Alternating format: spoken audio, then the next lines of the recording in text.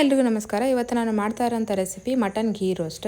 ಇದಕ್ಕೆ ನಾನು ಅರ್ಧ ಕೆಜಿಯಷ್ಟು ಮಟನ್ನ ತೊಗೊಂಡಿದ್ದೀನಿ.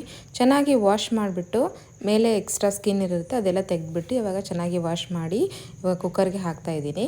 ಇದಕ್ಕೆ ನಾನು ಉಪ್ಪು, ಖಾರ ಮತ್ತು ಅರಿಶಿನ ಪುಡಿನ ಹಾಕಿದ್ದೀನಿ. ಇದ್ರ ಜೊತೆಗೇ ಒಂದು ಅರ್ಧ ಟೇಬಲ್ ಸ್ಪೂನಷ್ಟು ಶುಂಠಿ ಬೆಳ್ಳುಳ್ಳಿ ಪೇಸ್ಟ್ನ ಹಾಕಬೇಕಾಗುತ್ತೆ. ಮತ್ತು ಒಂದು ಲೋಟ ನೀರು ಹಾಕಿ ಚೆನ್ನಾಗಿ ಮಿಕ್ಸ್ ಮಾಡ್ಕೊಳ್ಳಿ. ಅದಾಗಿದ್ದಾದಮೇಲೆ ಲಿಡ್ ಕ್ಲೋಸ್ ಮಾಡಿ ಒಂದು 90% ಅಷ್ಟು ನೀವು ಇದನ್ನು ಬೇಯಿಸಬೇಕಾಗುತ್ತೆ. ಈಗ ಒಂದು ಪ್ಯಾನಲ್ಲಿ ಮಸಾಲೆ ಎಲ್ಲ ರೆಡಿ ಮಾಡ್ಕೊಳ್ಬೇಕಾಗುತ್ತೆ. ಸೊ ಇದಕ್ಕೆ ನಾನು ಮೆಂತ್ಯ, ಚಕ್ಕೆ, ಲವಂಗ ಮತ್ತು ಮೆಣಸು ಮತ್ತು 1 ಸ್ಪೂನಷ್ಟು ಸೋಂಪು ಕಾಳು, 1 ಸ್ಪೂನಷ್ಟು ಜೀರಿಗೆ ಮತ್ತು 1 ಸ್ಪೂನಷ್ಟು ಗಸಗಸೆ ಹಾಕ್ತಾಯಿದ್ದೀನಿ. ಅದ್ರ ಜೊತೆಗೇ ಒಂದು ಬೊಗಸೆಯಷ್ಟು ನಾನಿವಾಗ ಧನಿಯಾ ಮತ್ತು ಒಂದು 4 ಬೆಳ್ಳುಳ್ಳಿ, ಒಂದು 10ರಿಂದ 12 ಮೆಣಸಿನ್ಕಾಯಿನ ಹಾಕ್ತಾಯಿದ್ದೀನಿ.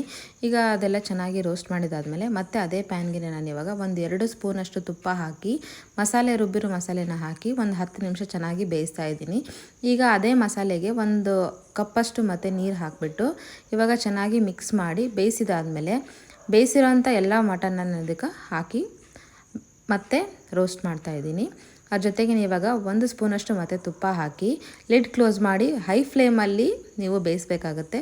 ಅದಾಗಿದ್ದಾದಮೇಲೆ ಒಂದು 10 ನಿಮಿಷ ಬಿಟ್ಟು ನೀವು ಇದನ್ನು ಟೇಸ್ಟ್ ಮಾಡ್ಬೋದು.